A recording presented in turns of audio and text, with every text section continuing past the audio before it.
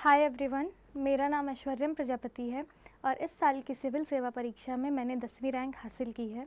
इस सीरीज़ के माध्यम से मैं आपको अपनी यूपीएससी प्रिपरेशन की डिटेल्ड जर्नी और स्ट्रैटेजी शेयर करूंगी।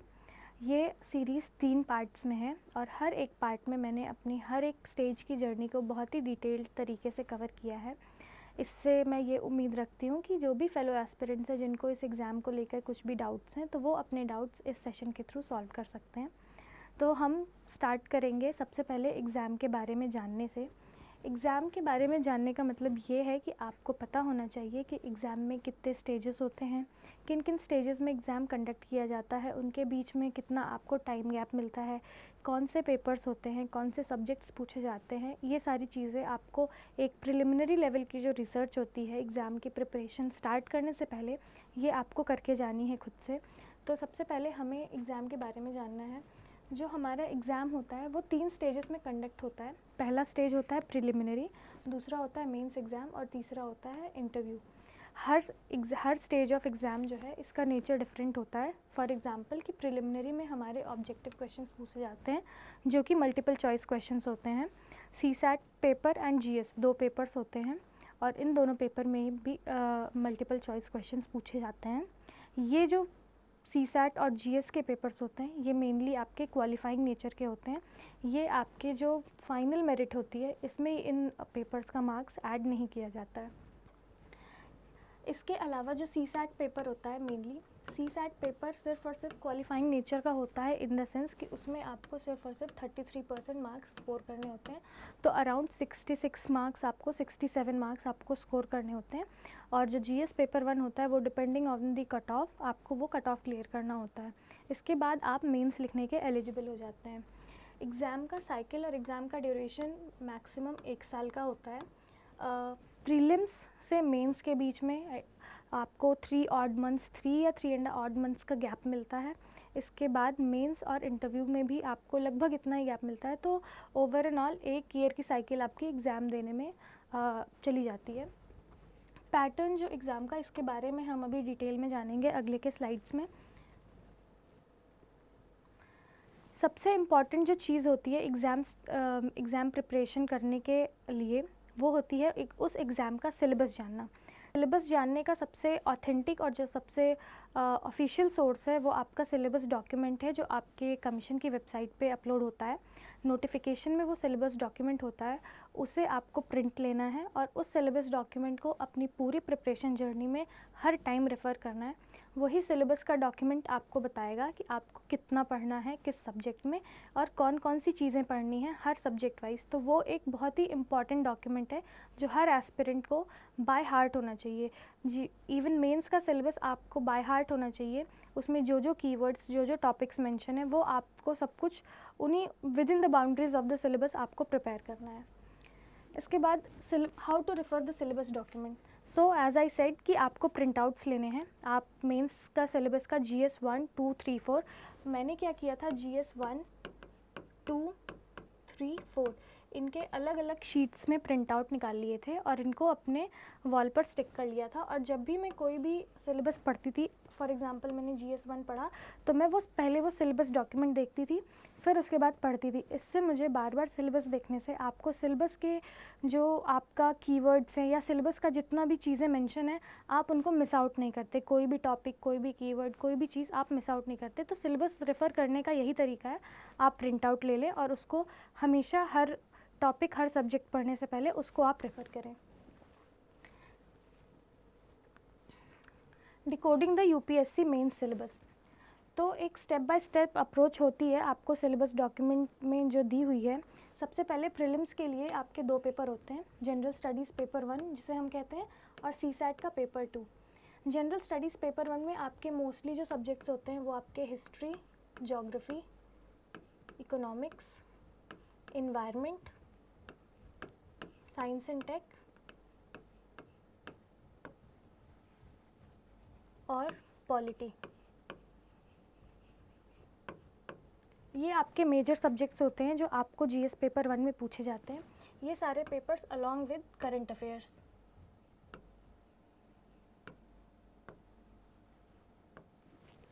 इसके अलावा जो सीसैट का पेपर होता है पेपर 2, उसमें आपके 2 पार्ट्स होते हैं। सीसैट पेपर के 2 पार्ट्स होते हैं, एक आपका इंग्लिश कॉम्प्रिहेंशन का पार्ट होता है और दूसरा आपका logical reasoning and mathematical ability का पार्ट होता है। तो ये आपके ब्रॉड डिवीजन्स हैं सब्जेक्ट के, जो आपके जीएस पेपर 1 और जीएस पेपर 2 में पूछे जाते हैं। इसी अकॉर्डिंगली जो मेंस का सिलेबस होता है वो भी आपको कमीशन की वेबसाइट पे जैसा हर सब्जेक्ट वाइज जो मेंशन है आपको उसे रेफ़र करना है, और ऑप्शनल सिलेबस भी आपको उसी डॉक्यूमेंट में मिलेगा, पूरा detailed syllabus including paper 1 and paper 2। अब हम स्टेज 1 की बात करेंगे, जो कि है प्रीलिम्स।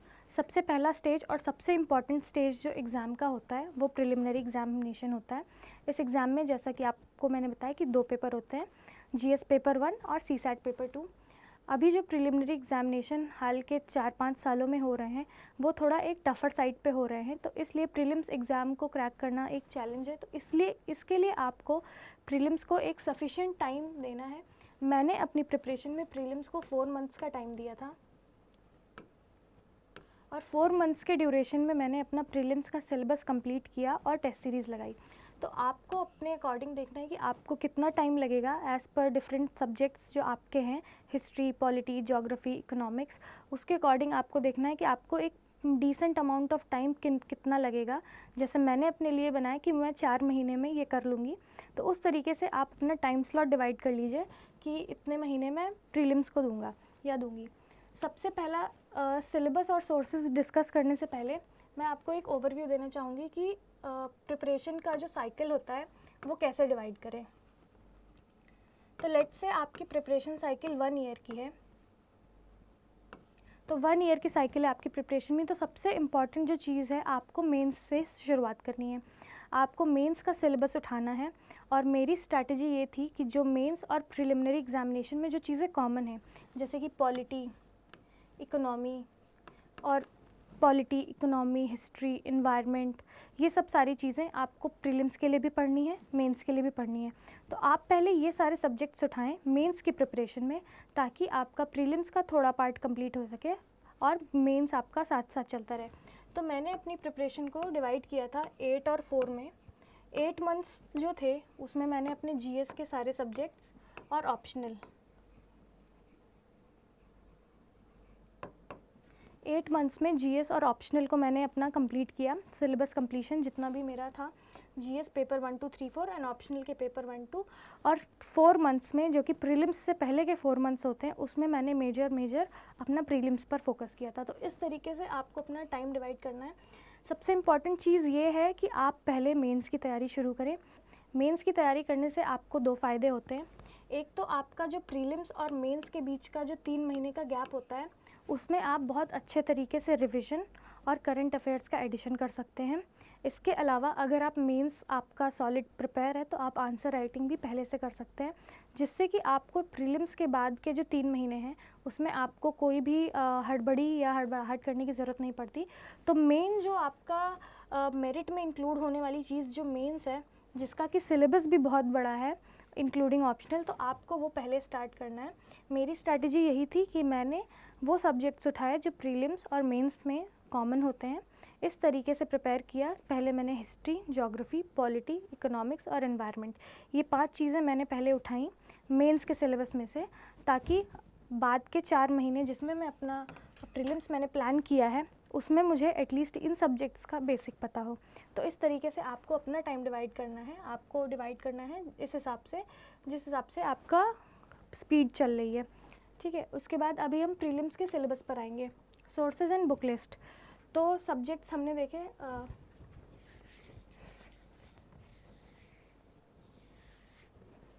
प्रीलिम्स के sources and book list. History के लिए मैं आपको हिस्ट्री के सोर्सेज की बात करें तो मैंने हिस्ट्री की एनसीईआरटीज़ पढ़ी 6 to 12। आप चाहें तो 8 to 12 भी रेफ़र कर सकते हैं, पर मैंने स्पेशली हिस्ट्री के लिए 6 to 12 की सारी एनसीईआरटीज़ पढ़ी। इसके अलावा मैंने ओल्ड एनसीईआरटीज़ भी पढ़ी, जो एंशिएंट और मेडिवल की ओल्ड एनसीईआरटीज़ की बुक आती हैं, मैंने वो भी रेफ़र किया। तमिलनाडु बोर्ड की क्लास 11th की एनसीईआरटी वो बहुत ही इम्पॉर्टेंट हो जाती है। उसमें बहुत सारे ऐसे थीम्स दिए हुए हैं जो आपके एनसीईआरटीज़ में नहीं हैं, तो उस हिसाब से तमिलनाडु बोर्ड की एनसीईआरटी भी मैंने रेफ़र करी। इसके अलावा मॉडर्न हिस्ट्री जो कि स्पेक्ट्रम की बुक है, वो मैंने रेफ़र करी। तो हिस्ट्री के मेजर मेरे ये सोर्सेज रहे थे। इसको मैंने सप्लीमेंट किया अपने करंट अफेयर्स। हिस्ट्री में करंट अफेयर्स का स्कोप थोड़ा कम रहता है, तो इसको मैंने सप्लीमेंट किया थोड़े बहुत current affairs and test series से। पॉलिटी के सोर्सेज के लिए मेरा एक ही सोर्स था पॉलिटी के लिए, वो था लक्ष्मीकांत की पॉलिटी की बुक। उस बुक को मैंने मल्टीपल टाइम्स रिवाइज़ किया। उसमें एक जो दूसरी चीज़ मैंने करी थी वो करंट अफेयर्स था, करंट अफेयर्स का होलिस्टिक प्रिपरेशन।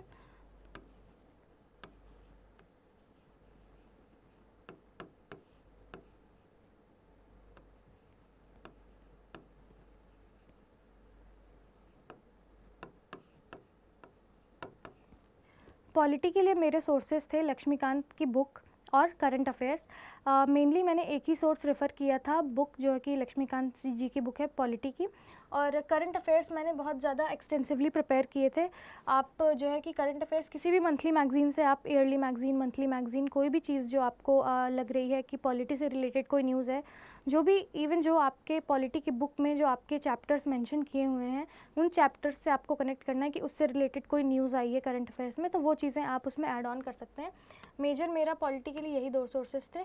इन्वायरमेंट के लिए मैंने शंकर आईएएस की बुक रेफ़र की थी। उस बुक में भी मैंने बहुत सारे जो ऐसे चैप्टर्स थे जिसमें से मुझे लगा कि क्वेश्चंस नहीं पूछे जाते हैं, तो वो चैप्टर्स मैंने नहीं पढ़े थे। ये आपको ऐसे पता चलेगा जब आप PYQs रेफ़र करेंगे।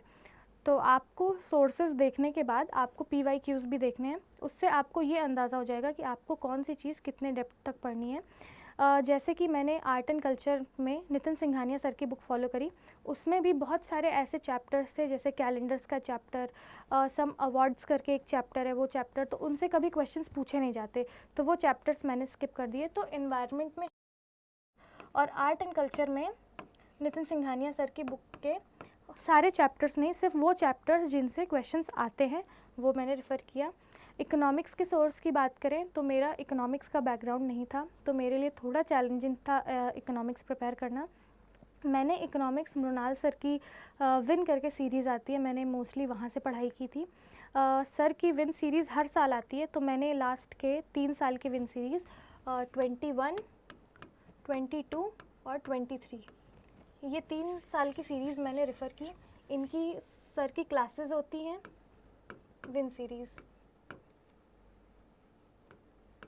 इसकी क्लासेस और इनके बुकलेट्स जो आते हैं वो मैंने रेफ़र किया लास्ट 3 इयर्स के। क्योंकि मेरा इकोनॉमिक्स का बैकग्राउंड था नहीं, तो मुझे एक होलिस्टिक प्रिपरेशन करनी थी, तो मैंने लास्ट के 3 इयर्स के सर के लेक्चर्स देखे। इसके अलावा जो दूसरा इम्पॉर्टेंट चीज़ है वो है बजट और इकोनॉमिक सर्वे। बजट और इकोनॉमिक सर्वे मैंने सिर्फ़ और सिर्फ समरीज़ पढ़ी थी। आपको भी मैं एक समरी पढ़ना ही सजेस्ट करूँगी। लेकिन दोस्तों, इससे पहले हम इस वीडियो में आगे बढ़े, मैं आप सभी से बताना चाहता हूं कि अनअकैडमी की जो एनुअल प्राइस हाइक थी उसे लर्नर्स की डिमांड पर एक्सटेंड कर दिया गया है, और अभी भी जो 15 मंथ्स यूपीएससी सब्सक्रिप्शन है वो अवेलेबल है at 24,999, and this is the best pricing you will ever get, जिसमें आपको मिलने वाले हैं top educators for all subjects, complete GS, CSAT और टेस्ट सीरीज का एक्सेस, और एक्सेस सभी बैचेस का in all the languages available. तो अभी जाइए और इसे अवेल कीजिए and get the best course for UPSC that is available in the market. और चलिए अब वीडियो पर वापस आते हैं। प्रैक्टिस पेपर्स लगाने का एक बहुत सारे फ़ायदे हैं। पहला फ़ायदा ये होता है कि आपका जो भी कंटेंट है वो ऐड होता है।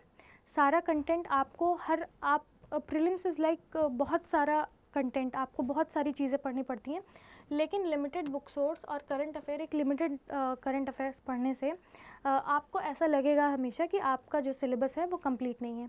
ये सेंस ऑफ कंप्लीशन आपको आएगा टेस्ट सीरीज़ से। तो टेस्ट सीरीज़ लगाने से आपको पहले तो आपको ये पता चलेगा कि एग्ज़ाम देना कैसे है।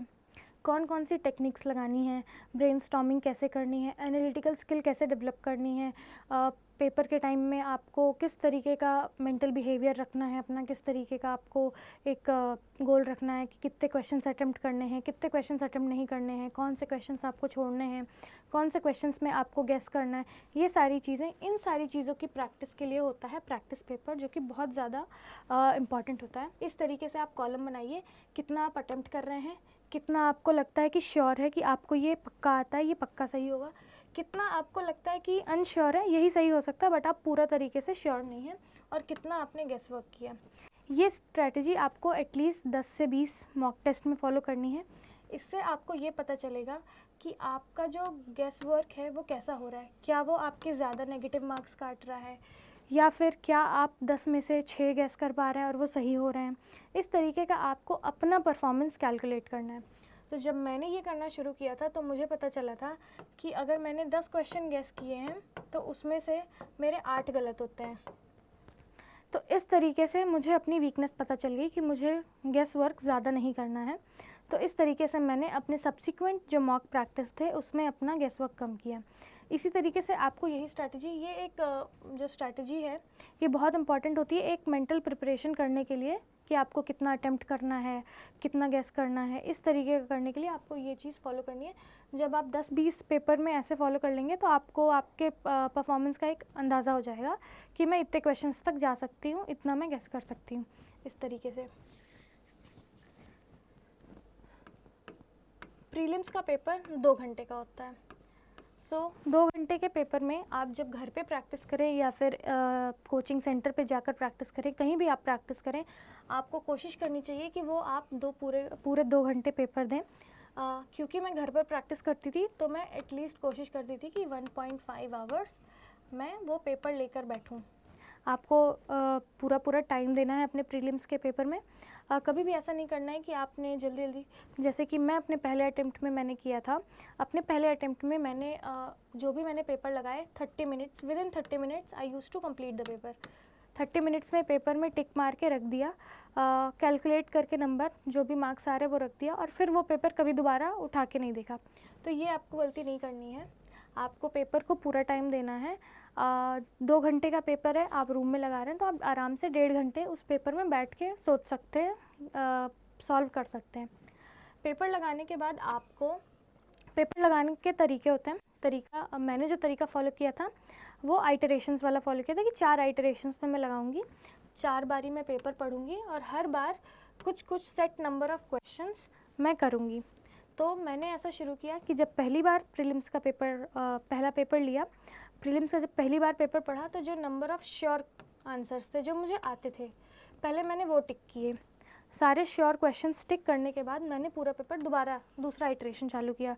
उसमें वो चीज़ें जो मुझे लगता था अनश्योर हैं बट मोस्ट प्रोबेबली यही सही होगा तो वो किया। थर्ड आइटरेशन, जिसमें आपको जो पहला और दूसरा मिलाने के बाद सपोज़ कि आपके 45 क्वेश्चंस हो गए। अब आपको लग रहा है कि 45 क्वेश्चन से कट ऑफ नहीं क्लियर होगी, आपको और नंबर ऑफ़ क्वेश्चंस करने हैं।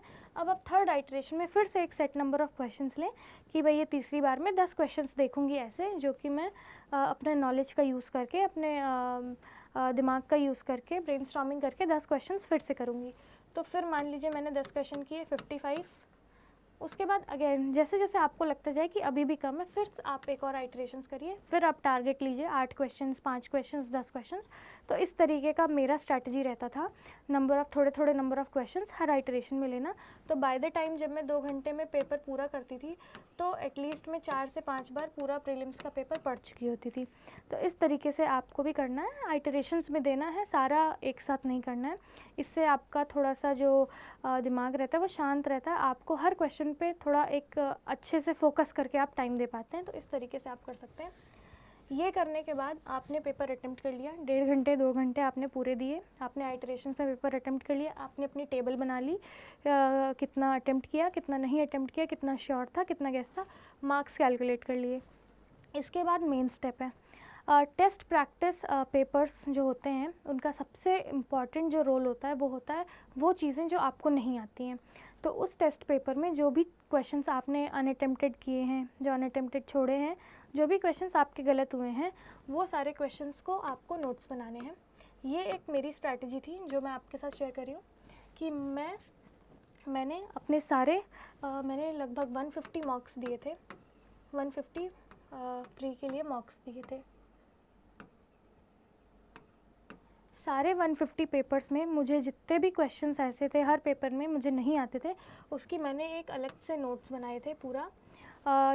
कोई भी ऐसा पेपर हो, मान लीजिए आपको 50 क्वेश्चंस नहीं आते, 60 क्वेश्चंस नहीं आते, तो बिल्कुल घबराना नहीं है। मेरे साथ भी ऐसा बहुत हुआ था। स्टार्टिंग में मैं 50-60 क्वेश्चंस मुझे बिल्कुल नहीं आते थे, या फिर मान लीजिए आते नहीं थे, गलत हो जाते थे, ऐसा करके 50-60 क्वेश्चंस का एक नंबर आता था मेरे पास जो मुझे नहीं आता था। तो मैंने उसके नोट्स बना लिए। आपको जो भी चीज़ें आपको नहीं आती, टेस्ट प्रैक्टिस का मेजर जो आपका टेक अवे है वो यही है कि जो चीज़ें आपको नहीं आती आपको पढ़ना है, आपको नोट करना है। एक चीज़ के लिए मैं बोलना चाहूँगी कि कभी भी टेस्ट जब आप दें, आपको ऐसा क्वेश्चन आए जो आपको नहीं आता हो, तो कभी भी उसका सोर्स नहीं ढूंढना है आपको ये नहीं होना चाहिए कि अच्छा ये क्वेश्चन मुझे नहीं आया तो ये किस बुक में दिया होगा, इसके लिए मैं एक और बुक उठा लूँ। कभी नहीं करना है। जो क्वेश्चन दिया है आपको नहीं आता, आप अपना टेस्ट प्रैक्टिस पेपर पलटिए, आपको पीछे सोल्यूशन है, आप वहाँ से उसको याद करिए, लगे हाथ याद किया, नोट्स बनाए, ख़त्म। आपको नहीं सोचना है कि उसका सोर्स क्या था क्या नहीं, आपको कुछ भी नहीं सोचना, आपको बस अपने नोट्स बनाने। इस तरीके से जो 150 पेपर्स करने के बाद जो मेरा एक नोट्स तैयार हुआ, वो एक बहुत ही मेजर वैल्यू एडिशन था, जो कि आपको बिना किसी नया सोर्स रेफ़र किए हुए आपको नॉलेज आपकी ऐड हो रही है। तो टेस्ट पेपर्स का ये एक बहुत बड़ा रोल है। इसके अलावा आपकी जो मेंटल प्रैक्टिस हो रही है, 2 घंटे बैठ के सोचने की, क्वेश्चंस को करने की, अपना जो है कि एनालिटिकल स्किल यूज़ करने की, स्ट्रैटेजी डिवाइस करने की कि मैं आइटरेशंस में करूँगी, मैं 10 क्वेश्चंस का टारगेट लेकर करूँगी, इस तरीके की चीज़ें आपको टेस्ट प्रैक्टिस पेपर सिखाएंगी। इससे आपको अपने स्टैटिक सब्जेक्ट्स के नॉलेज का टेस्ट हो जाएगा। अगर लेट से आपने लक्ष्मीकांत 20 बार पढ़ी और फिर भी आप कोई क्वेश्चन गलत कर रहे हैं, तो आपको पता चल जाएगा कि लक्ष्मीकांत को आपको और पढ़ने की ज़रूरत है।